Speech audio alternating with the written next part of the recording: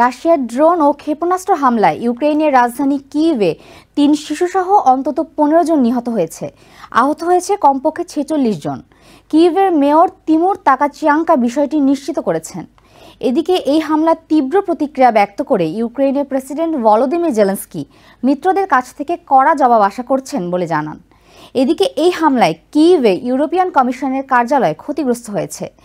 EU president Ursula von der Leyen এই হামলার ক্ষুব্ধ প্রতিক্রিয়া জানান, শিগগিরই মস্কোর উপর নতুন নিষেধাজ্ঞা আরোপ করা হবে।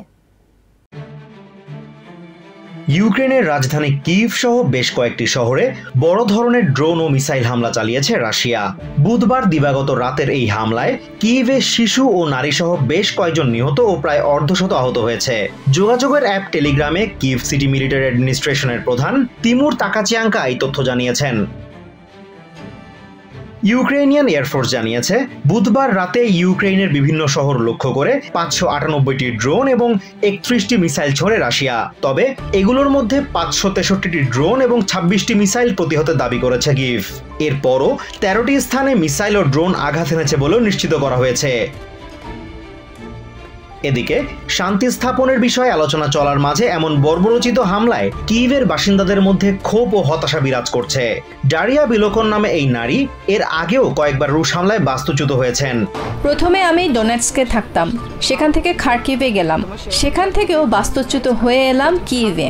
এখন এখান থেকেও আমাকে অন্য কোথাও চলে যেতে হচ্ছে। কিয়েভের মেয়র ভিটালি ক্লিচকো এই হামলার তীব্র নিন্দা জানিয়ে ইউক্রেনের রুশ আগ্রাসন বন্ধে আন্তর্জাতিক সম্প্রদায়ের কাছে ক্রেমলিনের উপর চাপ বৃদ্ধির আহ্বান জানিয়েছেন। প্রেসিডেন্ট পুতিন এই যুদ্ধ বন্ধ করতে চান না। তিনি ডনেটস্ক, লুহান্স্ক অথবা ক্রাইমিয়া নয়, পুরো ইউক্রেনই দখল করতে চান। তিনি শহরগুলো ধ্বংস করছেন, মানুষ মারছেন। আন্তর্জাতিক সম্প্রদায়ের কাছে মস্কোর উপর চাপ বাড়ানোর আহ্বান জানাচ্ছেন। সামাজিক মাধ্যমে এক পোস্টে এই ঘটনার তীব্র নিন্দা জানিয়েছেন ইউক্রেনের প্রেসিডেন্ট ভলোদিমির জেলেনস্কি। চায়না ও হাঙ্গেরি সহ অন্য মিত্রদের কাছ থেকে এই হামলার তীব্র প্রতিক্রিয়া আশা করেছেন বলে জানিয়েছেন। এদিকে ইউরোপিয়ান কমিশনের president Ursula von der Leyen ক্ষুব্ধ প্রতিক্রিয়া জানিয়ে বলেছেন, শিগগিরই রাশিয়ার বিরুদ্ধে শক্ত নিষেধাজ্ঞা আরোপ করা হবে। We will come forward soon with our 19th package of hard-biting sanctions. And in parallel, we are advancing the work on the Russian frozen assets to contribute to Ukraine's defense and reconstruction. অন্যদিকে এই হামলায় কিয়েভে European কমিশনের কার্যালয় ক্ষতিগ্রস্ত হয়েছে বলে অভিযোগ করেছেন European commissioner for enlargement মার্টা cos.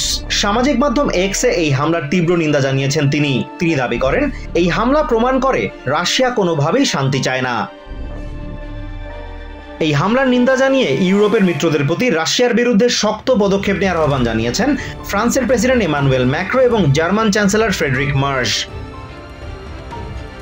এদিকে বৃহস্পতিবার ক্রেমলিন মুখপাত্র দিমিত্রি পেসকভ দাবি করেছেন, ইউক্রেনের হামলার জবাবে রাশিয়া হামলা অব্যাহত রাখবে। পাশাপাশি শান্তি আলোচনার বিষয়েও মস্কোর আগ্রহের কথা ব্যক্ত করেন তিনি। Azimur Rashid Kanak, TVN 24 news desk. New York থেকে সম্প্রচারিত TVN 24 টেলিভিশন বিশ্বজুড়ে বাঙালির কণ্ঠস্বর।